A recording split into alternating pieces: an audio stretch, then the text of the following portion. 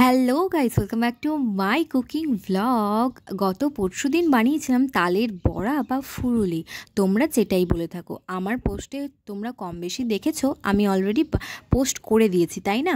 কি কি উপকরণ দিয়েছিলাম? খুব সামান্য উপকরণ দিয়েছিলাম। তালের পাল্প তো অবশ্যই লাগবে, সাথে ময়দা, সুজি, স্বাদ অনুযায়ী চিনি আর সামান্য লবণ। হ্যাঁ, বাস তাহলেই কিন্তু আমাদের এই তালের ফুরুলি একদম রেডি হয়ে যাবে।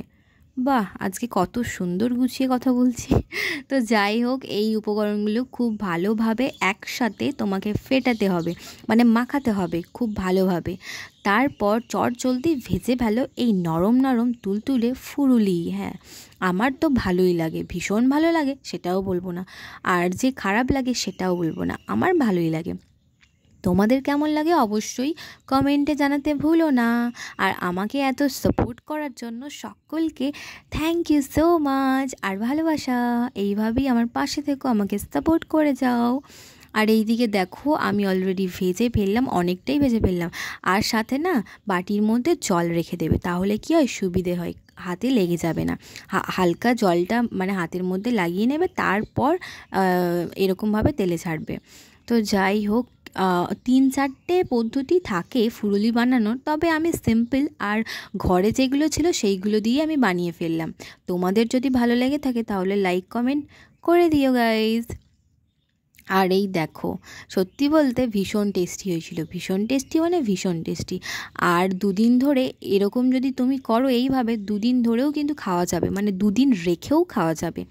হ্যাঁ, তো এইভাবে একবার হলেও বানিয়ে দেখো। আর হ্যাঁ, আমি আর একটা উপকরণ বলতে ভুলে গেছি, যেটা হলো কালো জিরে। তোমরা ওটা দিতেও পারো বা নাও দিতে পারো, অপশনাল। তো যাই হোক, এদিকে অলরেডি আমার মানে অলরেডি কমপ্লিট হয়েই এসছে। তো হ্যাঁ, অনেকটাই হয়েছিল, অনেকটাই মানে অনেকটাই হয়েছিল। আর লবণ দিলে কি মিষ্টি জিনিসের স্বাদটা কিন্তু অনেকটা টেস্টি হয়। হ্যাঁ, তার জন্য কিন্তু লবণ দিতে হয়, ভীষণ ভালো লাগে।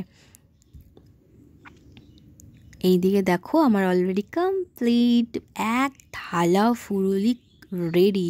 যারা যারা খেতে চাইছো আমাকে অবশ্যই কমেন্টে জানিও, আমি পারলে তোমাদের বানিয়ে পার্সেল করে পাঠাবো। ভালো লাগলে অবশ্যই লাইক করে দিও গাইস, কমেন্ট করে দিও।